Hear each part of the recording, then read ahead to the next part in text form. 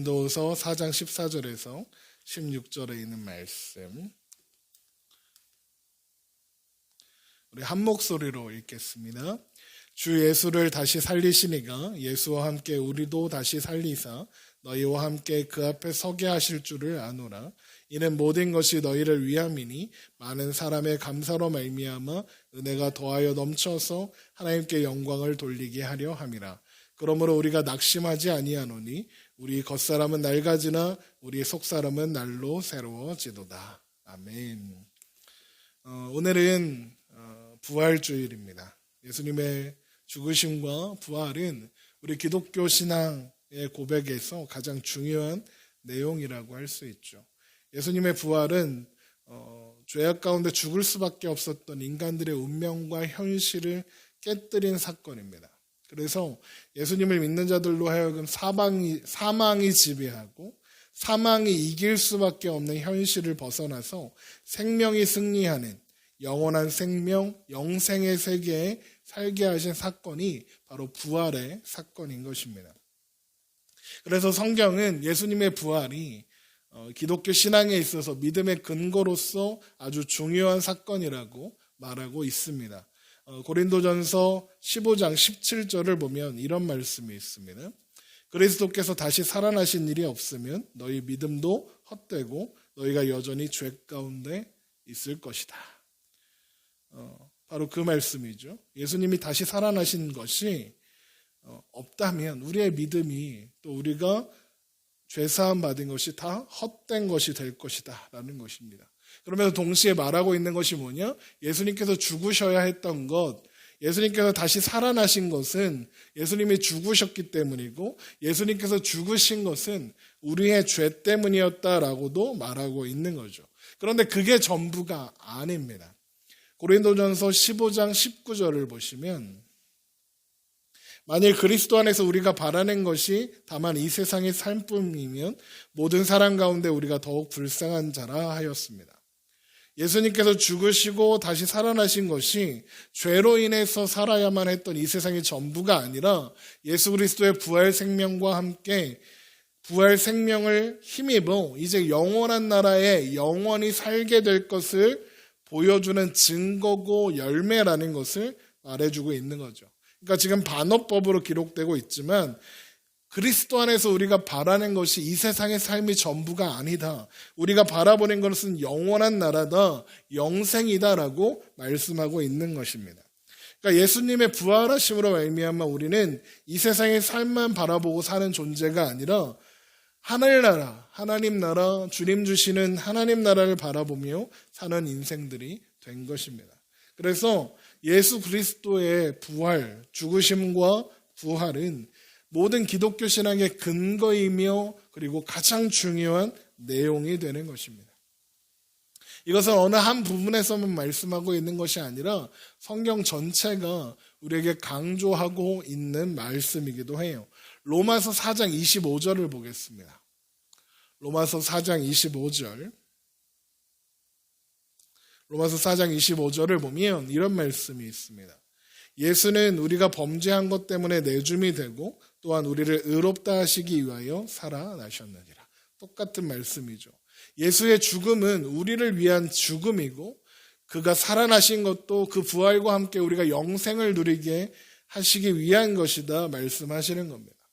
그런데 여기에서 놀라운 것은 무엇이냐면 이 일이 성경이 일관되게 우리에게 말해주고 있습니다. 예수님의 죽음신과 예수님의 부활과 이 모든 것이 우리에게 주시기 위해서 우리를 위한 것이다 라고 말씀하고 있는 동시에 이 모든 것이 우리에게 자격을 요구하거나 우리에게 어떤 조건을 요구하지 않는다는 것 또한 이야기하고 있습니다. 우리가 받은 구원과 영생은 자격과 조건이 합당해서 받은 것이 아니라 하나님의 사랑과 은혜를 근거로 주신 은혜의 선물이라는 것을 우리는 알 수 있습니다. 로마서 5장 8절을 보겠습니다. 로마서 5장 8절에는 이런 말씀이 있습니다. 우리가 아직 죄인 되었을 때에 그리스도께서 우리를 위하여 죽으심으로 하나님께서 우리에 대한 자기의 사랑을 확증하셨느니라. 우리가 아직 죄인 되었을 때입니다. 우리가 아직 죄인이었을 때 우리가 어떤 조건이나 우리가 어떤 자격을 스스로 성립시킬 수 없었을 때, 우리가 뭔가 잘한 일이 없었을 때 하나님은 이미 이 모든 것을 계획하셨고 진행하셨으며 이루어내셨다라고 말씀하고 있는 것입니다. 그래서 우리 로마서 8장 31절에는 이렇게 말합니다. 그런즉 이 일에 대하여 우리가 무슨 말을 하리요? 만일 하나님이 우리를 위하시면 누가 우리를 대적하리요? 자기 아들을 아끼지 아니하시고 우리 모든 사람을 위하여 내주시니가 어찌 그 아들과 함께 모든 것을 우리에게 주시지 아니하겠느냐. 여러분, 우리가 가진 믿음은 하나님의 작정과 하나님의 의지와 그 사랑과 은혜에 근거하고 있는 것입니다. 그렇다면 우리에게는 애초에 그 어떤 조건이나 자격이나 우리의 능력이나 이런 것들은 우리에게서 나오는 그 어떤 것에도 그 근거나 이유는 없는 것입니다. 그렇다면 만약에 누군가 우리가 가진 약속, 우리가 가진 그 소망, 믿음, 그 약속들이 실패되게 하고 좌절시키려면 우리를 흔드는 건 소용없겠죠. 왜요? 우리에게는 이유나 근거가 없으니까요. 정 방해하고 정 실패하고 싶다면, 우리를 땅에 떨어뜨려 사망 가운데 가게 하고 싶다면 누구를 흔들어야 하겠습니까? 누구를 방해해야 하겠습니까? 누구를 실패시켜야 하겠습니까? 하나님입니다. 그런데 우리 하나님이 실패하시는 분이십니까? 우리 하나님이 방해를 받으시는 분이십니까? 우리 하나님께서 포기하시는 분이십니까? 그렇지 않습니다. 그 누구도, 그 어떤 존재도, 그 어떤 이유도 하나님의 작정을 중단시키거나 실패시킬 수 없습니다. 그 어느 것 하나도 나로 인해서 시작된 것이 없다.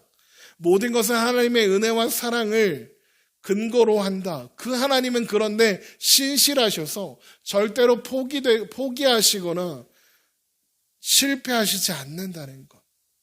이것이 기독교 신앙의 핵심인 내용인 것입니다. 그리고 이 모든 것은 예수 그리스도의 죽으심과 부활을 근거로 시작되는 겁니다.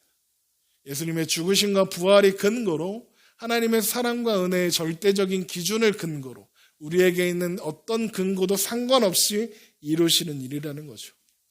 그렇기 때문에 예수님의 제자들이 그 모형으로, 그 표본으로 우리에게 주어집니다. 여러분 보십시오. 예수님의 제자들이 예수님께서 십자가에 못 박혔을 때 어떻게 했습니까?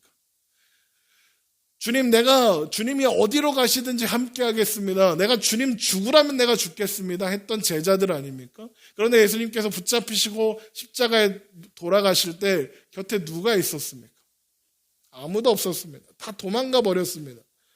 그나마 유일하게 재판장까지 쫓아갔던 베드로는 너 예수와 함께 있었던 사람 아니야? 라는 이야기를 듣자 3번이나 예수님을 부인하고 저주하기까지 했습니다. 예수님의 십자가의 영이 끝나고 예수님의 무덤에 안치되었다는 소식을 듣고도 제자들은 그 누구도 무덤에 찾아가지 않았습니다. 그저 숨어서, 골방에 숨어서 밖으로 나오지도 않았습니다. 자기들도 붙잡혀서 죽게 될까 두려웠으니까요. 어떤 시련이 와도 주님 안 떠난다면서요. 예수님 떠나지 않겠다고 했잖아요. 그런데 다 떠나버렸고 제일 비겁한 자리로 숨어버렸습니다. 여러분, 그래서 제일 먼저 빈무덤을 발견해야 했을 예수님의 제자들이 빈무덤을 발견합니까? 못합니다. 누가 발견합니까? 예수님의 시신을 위해서 준비한 향품을 가지고 예수님의 시신을 이렇게 잘 닦아내려고 안식 후 첫날 아침 새벽 일찍 무덤을 찾았던 여인들이 빈 무덤을 발견하지 않았습니까? 그래서 여인들이 그 빈 무덤을 보고 또 부활하신 예수님을 만나고 확인하고 제자들에게 막 달려가서 뭐라고 합니까? 예수님께서 부활하셨습니까? 예수님께서 부활하셨습니다. 무덤이 비어 있습니다. 이렇게 이야기했죠. 그런데 믿었습니까? 제자들이 믿었습니까? 안 믿었습니다. 혹시나 하는 마음으로 베드로와 요한이 무덤으로 뛰어왔다는 이야기는 있습니다. 그러나 빈 무덤을 확인하고도 예수님의 부활을 믿지 못합니다. 그러다가 언제 믿게 되냐? 부활하신 예수님께서 제자들 앞에 직접 나타나셔서 보여주셨을 때서야 비로소 믿었습니다. 심지어 그 자리에 없었던 도마는 어땠는 줄 아십니까? 제자들이 우리가 예수님을 만났다 이야기하니까 이것들이 단체로 미쳤구나. 야, 그걸 어떻게 믿냐? 내가 예수님 손을 만져보고 옆구리에 손을 넣어보기 전까지는 믿을 수 없어 라고까지 했습니다. 그게 예수님과 함께 다니며 예수님께 직접 말씀을 배운 제자들의 실력이었습니다. 그런데 그들이 어떻게 됩니까? 예수님을 철저히 따르는 사람들이 되었고 예수님을 전하는 사도로서 온전히 세워졌습니다. 복음을 전하다가 기꺼이 죽는 자리까지 갔습니다. 여러분, 요한계시록을 기록하기 위해서 특별히 구별된 요한 사도 말고는 다 순교했습니다. 겁이 나서 숨기에 바빴던 제자들이 어떻게 그렇게 변할 수 있었을까요? 그들이 변할 수 있었던 이유는 주님께서 부활하셔서 그들을 찾아가시고 그들의 마음을 위로하시고 회복하시고 예수님께서 그들과 함께 가르치셨던 그들과 함께 다니며 가르치셨던 모든 내용들을 그들에게 다시 한번 확인시켜 주셨기 때문입니다. 그리고 예수님 승천하시면서 성령께서 오셔서 너희들의 마음을 주장하게 하실 것이다 약속하셨죠. 그리고 예수님 승천하시고 성령께서 오셨습니다.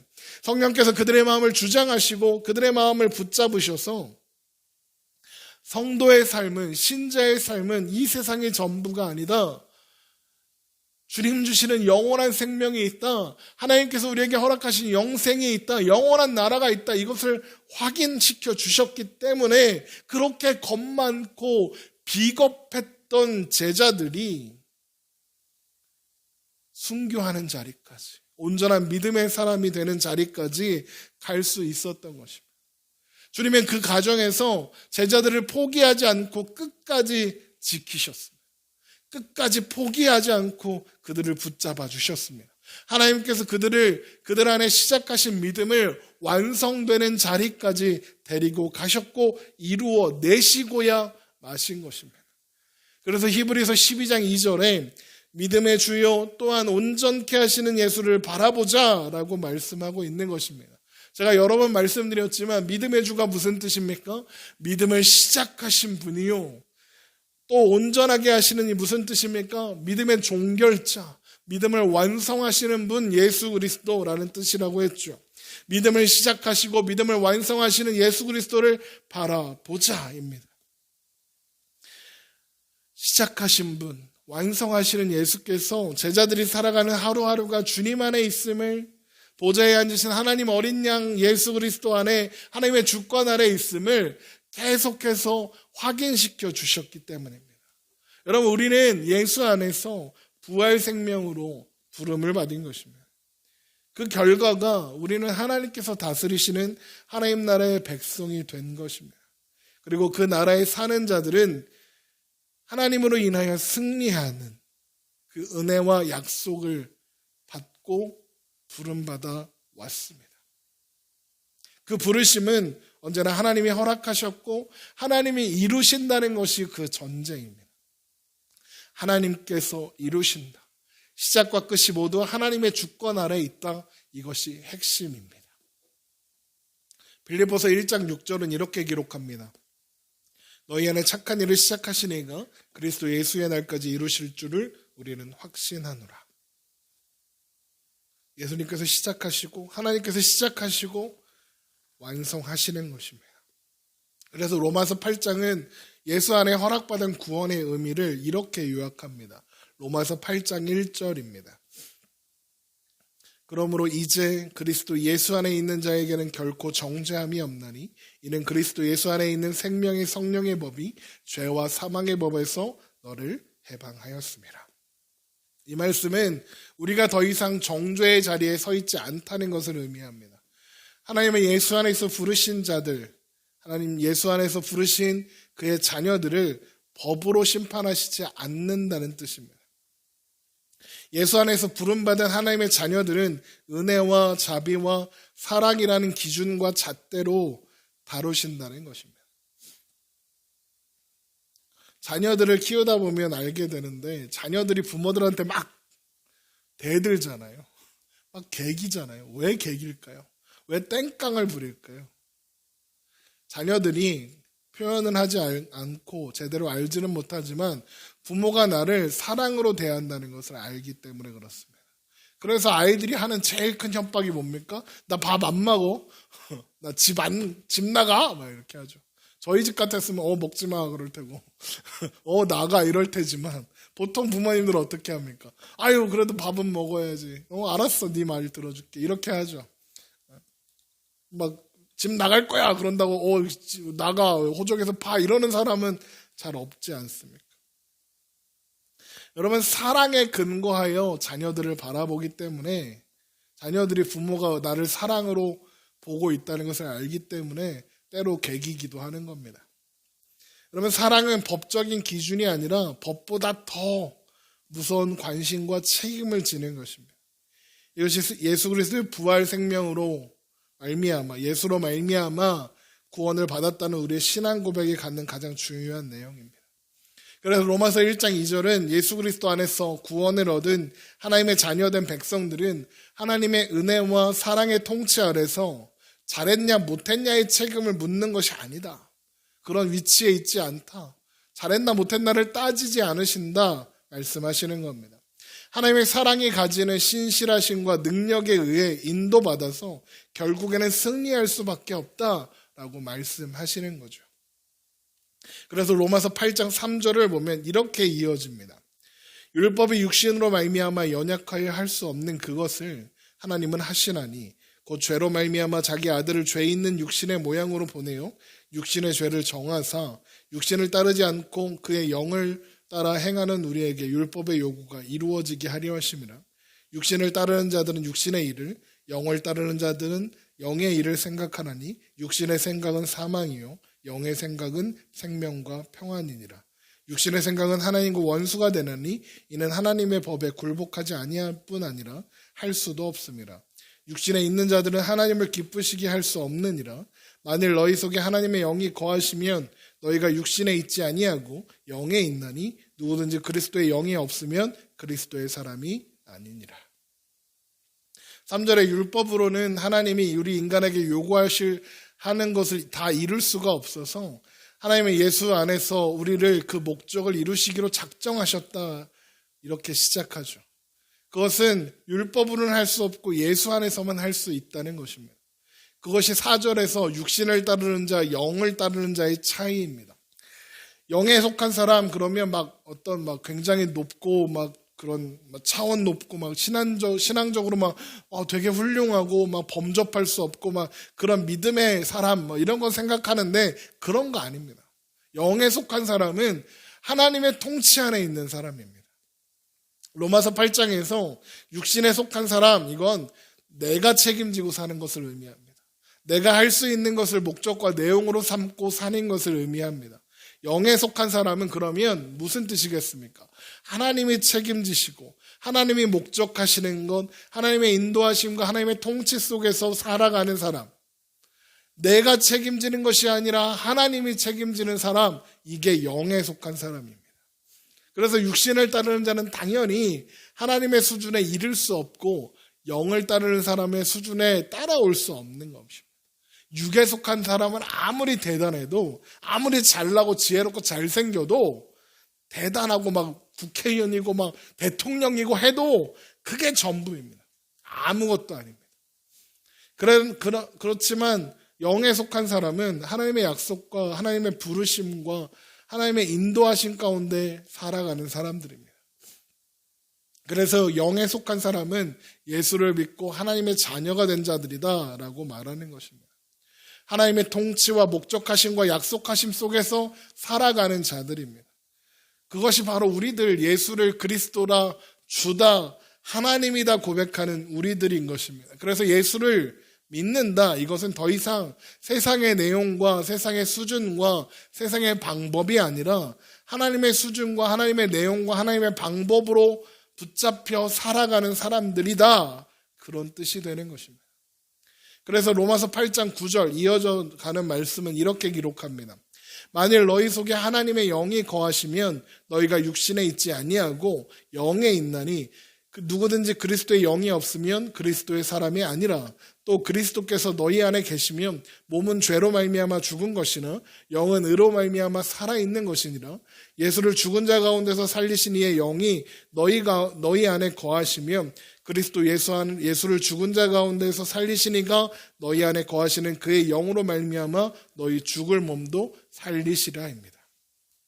너희 속에 하나님의 영이 거하시면 하나님의 부르심과 통치와 간섭 속에 있다면 그렇게 되는 것이 당연한 결과다 말씀하시는 겁니다. 우리가 누구의 통치 아래에 있느냐? 누가 우리를 붙잡고 있느냐? 내가 나를 책임지고 내가 나를 붙들고 가는 것이냐? 하나님이 나를 책임지시고 하나님이 나를 붙들고 가시는 것이냐? 그것이 육신에 속한 자와 영에 속한 자의 차이라는 것입니다. 예수 안에서 부름을 얻은 구원받은 모든 하나님의 사람들, 하나님의 성도들은 이런 하나님의 부르심과 그 부르심의 내용과 목적 가운데 살고 있고 그 목적을 이루시는 하나님의 은혜와 능력 아래 있기 때문에 그러므로 이제 그리스도 예수 안에 있는 자에게는 결코 정죄함이 없나니 로마서 8장 1절이죠. 그것이 가능해지는 것입니다. 우리는 죄를 졌다, 안 졌다 그 경계선을 살아가지 않습니다. 하나님의 목적을 약속하시니가 그리고 그것을 예수 안에서 허락하시니가 우리의 생애에 우리의 삶에 찾아오셔서 우리를 붙잡고 가는 자들이다 라고 말씀하시는 겁니다. 하나님께서 우리를 찾아오셨고 하나님께서 우리를 붙잡으십니다. 그게 핵심이죠. 근데 문제는 그러다 보니까 우리의 신앙의 현실이 괴롭습니다. 왜 괴로울까요?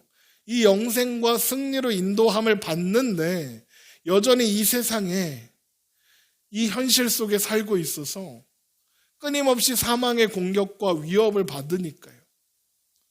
그래갖고 자꾸 넘어지고 실패하니까요. 그러나 여러분 우리가 잊지 말아야 하는 것이 무엇입니까? 우리는 사망으로 끝나지 않는다는 것입니다. 세상은 사망으로 끝나겠지만 그래서 매일 조금씩 죽지만 태어나면서부터 몇 년 살았느냐 상관없이 결국에는 죽을 자들이지만 우리는 다르다는 것입니다. 우리는 우리의 선택과 우리의 능력으로 사는 것이 아니라 하나님의 약속으로 끌려가고 하나님의 약속 안에서 살아가는 자들이니까요. 그래서 우리에게 세상의 권세, 유혹, 사망 이런 거에 굴복하고 타협하고 실패하고 그런 막 아픔들이 실패들이 좌절들이 우리에게 있더라도 그것은 우리를 영원하고 완전한 실패로 끝나게 할 수는 없다는 것, 그것이 오늘 말씀의 핵심입니다. 물론 우리는 자꾸 실패했다는 좌절감이나 자책감을 가질 수 있습니다. 내가 죄를 지었는데 내가 이게 무슨 하나님 사람이 이럴 수 있습니다. 그러나 굳이 따지자면 내가 실패했으니까 하나님 앞에 부끄러우니까 하나님한테 안 갈 거야. 이게 훨씬 잘못된 생각이지 실패하는 것 자체는 잘못이 아닙니다. 우리가 세상에서 신앙을 지킨다는 것 무척 어려운 일입니다. 그러나 세상이 대단하다고 말하는 위인들도요. 다 실패 속에서 성장하지 않았습니까? 실패와 좌절이 그 위인들을 키우는 거나 마찬가지입니다. 신앙 또한 마찬가지입니다. 실패와 좌절이 우리를 성장케 합니다. 사람은 실패와 좌절을 통해서 자신의 한계를 깨닫지 못하면 사람보다 사람 이상의 어떤 존재가 필요하다는 것을 생각할 수가 없습니다. 자신의 한계를 마주쳐야 나는 아무것도 아니라는 걸 깨달아야 하나님을 비로소 찾게 된다는 겁니다. 사람은 형통하잖아요. 잠만 잡니다. 삶에 한숨이 없잖아요. 예배 시간에 잠만 자요. 하나님 앞에 나와서 잠만 자요. 그런데 삶에 고통이 있고 아픔이 있고 막 그러면 기도할 때 더 간절해지죠. 말씀을 들을 때도 더 간절해지죠. 그겁니다. 그래서 어쩌면 우리의 신앙 현실이 고통 속에 있고 절망 속에 있고 자꾸 나의 한계를 확인하게 되는 것은 어쩌면 고통스럽지만 결국에는 우리를 생명으로 이끌고 가시려는 하나님의 발걸음, 하나님의 인도하심일 수도 있는 것입니다. 실패가 생명을 낳는다 정도가 아니라 하나님은 실패를 가지고도 하나님은 우리를 승리로 이끌고 가시고야 만다 이 말씀입니다. 우리 계속해서 로마서 8장 18절을 보겠습니다. 생각하건대 현재의 고난은 장차 우리에게 나타날 영광과 비교할 수 없도다. 피조물이 고대하는 바는 하나님의 아들들이 나타나는 것이니 피조물이 허무한데 굴복하는 것은 자기 뜻이 아니요 오직 굴복하게 하시는 이로 말미암으니라. 그 바라는 것은 피조물도 썩어짐의 종로로 탄 데서 해방되어 하나님의 자녀들의 영광의 자유에 이르는 것이니라. 피조물이 다 이제까지 함께 탄식하며 함께 고통 겪는 것을 우리가 아느니라. 그뿐 아니라 또한 우리 곧 성령의 처음 익은 열매를 받은 우리까지도 속으로 탄식하여 양자될 것 곧 우리 몸의 속량을 기다느니라. 무슨 말씀입니까? 우리가 고통 가운데 신앙생활을 한다는 겁니다. 우리가 기대하고 욕심내는 신앙의 수준에 이루지 못하니까 그래서 자꾸 좌절하고 아파합니다. 이게 신앙생활 맞나 싶습니다. 하나님 어떻게 이렇게 살도록 내버려 두십니까? 이런 한탄이 절로 나오죠. 그런데 성경이 우리에게 뭐라고 합니까? 그런 현실은 우리가 혼자 책임지고 사는 것이 아니다라고 가르칩니다. 그래서 우리의 자책이 우리의 현실을 자각하는 것으로만 가면 됩니다. 내 책임이야. 나는 끝이야. 나는 절망이야. 나는 끝이야. 하나님은 나를 사랑하지 않을 거야. 이렇게 가면 안 됩니다. 기독교 신앙은 그것을 약속하신 분이 이루신다. 이게 핵심이니까요. 그래서 로마서 8장 24절 우리가 소망으로 구원을 얻었음에 보이는 소망이 아니니 보는 것을 누가 바라리요. 만일 우리가 보지 못하는 것을 바라면 참음으로 기다릴지니라. 이와 같이 성령도 우리의 연약함을 도우시나니 우리는 마땅히 기도할 바를 알지 못하나 오직 성령이 말할 수 없는 탄식으로 우리를 위하여 친히 간구하시니라. 우리를 우리가 책임지는 게 아니라 누가 책임지신답니까? 성령께서 책임지신답니다. 영에 속한 사람이 이런 겁니다. 하나님의 부르심과 약속에 속해 있는 사람이고 하나님의 인도하심과 승리케 하시는 능력 속에 있는 자들인 겁니다. 우리는 마땅히 빌 바도 모른답니다. 그런데 성령께서 우리를 위하여 간구하신답니다. 성령이 책임지신다는 거예요. 그래서 27절에 이렇게 이어서 나옵니다. 마음을 살피시는 이가 성령의 생각을 하시나니 이는 성령이 하나님의 뜻대로 성도를 위하여 간구하심이니라. 우리가 알거니와 하나님을 사랑하는 자 곧 그의 뜻대로 부르심을 입은 자들에게는 모든 것이 합력하여 선을 이루느니라. 여기에 모든 것이 합력하여 선을 이룬다 할 때 모든 것이 뭐라고 말씀드렸습니까? 그냥 우리의 전부입니다. 우리의 신앙 현실, 우리의 진심, 우리의 마음, 이루어내지 못했지만 가지고 있는 간절함 이런 것들입니다. 그런데 거기에 더 나아가서 우리의 무지와 한심함과 게으름과 한계와 실패, 좌절, 무능, 아픔, 상처, 완악함, 심지어는 죄까지도 그 모든 것을 포괄합니다. 그 모든 것이 합력하여 선을 이루라입니다. 여러분 이 세상의 법칙은 사망보다 큰 법칙이 없습니다. 그래서 사망은 무섭습니다. 성공해도 죽습니다. 착해도 죽고 나쁜 놈도 죽고 다 죽습니다. 그러나 하나님께서 약속하셨고 그 약속의 진실함을 그 약속의 권능을 예수 안에서 보여주시는 겁니다. 사망 가운데서 그를 다시 일으키심으로써 우리에게 보여주셨습니다. 사망으로 끝나지 않는다. 부활 생명으로 우리에게 보여주시고 그 부활 생명을 우리에게 보여주시는 것입니다. 사망 가운데서 다시 일으키신 그 생명을 이제 우리 안에서 부어주시는 것입니다. 그러면 우리가 무엇을 두려워하겠습니까? 세상의 가장 큰 법칙이 사망의 원칙인데 우리는 그 사망을 벗어난 존재들이라면 무엇이 두렵겠습니까? 우리의 부족함이, 우리의 무능함이 하나님의 신비한 능력과 약속을 깰 수 없다는데 무엇이 두렵겠습니까? 그게 부활이 우리에게 선물로 준 성도들의 운명 같은 것들입니다. 그래서 하나님의 사람으로 살아갈 때 우리가 꼭 기억해야 하는 것은 그 어떤 것도 원인과 결과에 대한 조건이 나에게 없다는 것을 아는 것입니다. 오늘 말씀입니다. 고린도후서 4장 14절. 주 예수를 다시 살리시니가 예수와 함께 우리도 다시 살리사 너희와 함께 그 앞에 서게 하실 줄을 아노라. 이는 모든 것이 너희를 위함이니 많은 사람이 감사로 말미암아 은혜가 더하여 넘쳐서 하나님께 영광을 돌리게 하려 함이라. 그러므로 우리가 낙심하지 아니하노니 우리 겉사람은 낡아지나 우리 속사람은 날로 새로워지도다. 주 예수를 다시 살리시는 이가 예수님을 다시 살리신 것처럼 우리도 살리신답니다.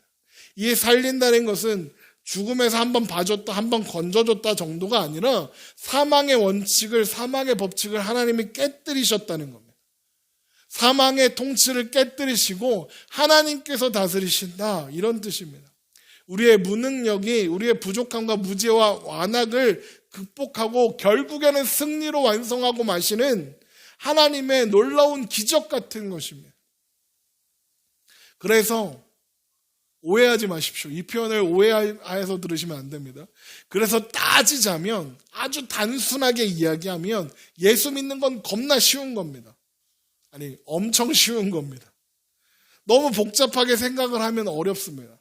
물론 우리는 당연히 신앙인으로서 이러지러해야 한다, 이런 성도의 책임과 사명들이 있습니다.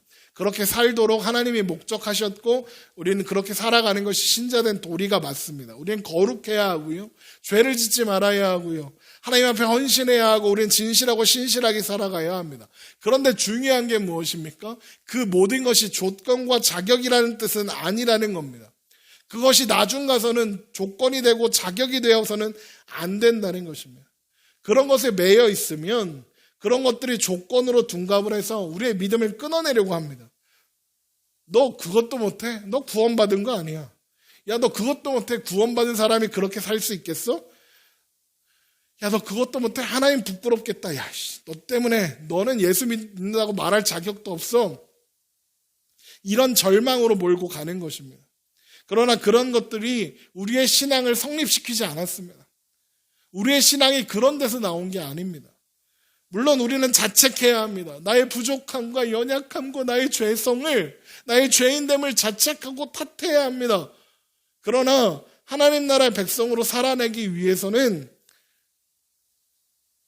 열심을 내야 합니다. 그런데 그것이 우리의 조건이 아니라고요. 그게 우리 자격이 되는 건 아니라고요.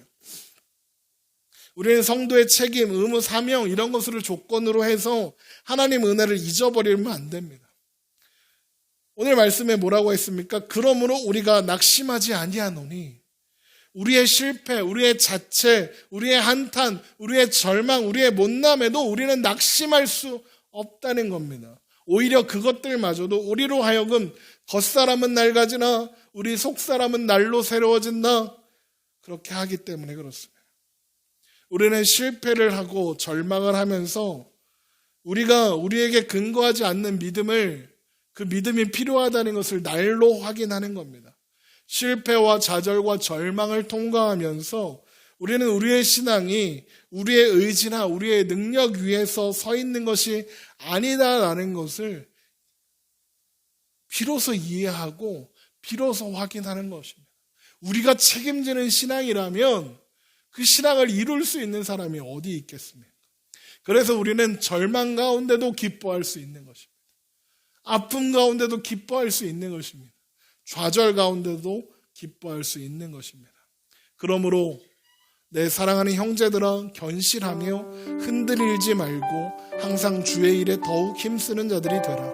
이는 너희 수고가 주 안에서 헛되지 않은 줄을 알미라. 고린도전서 15장 58절의 말씀입니다.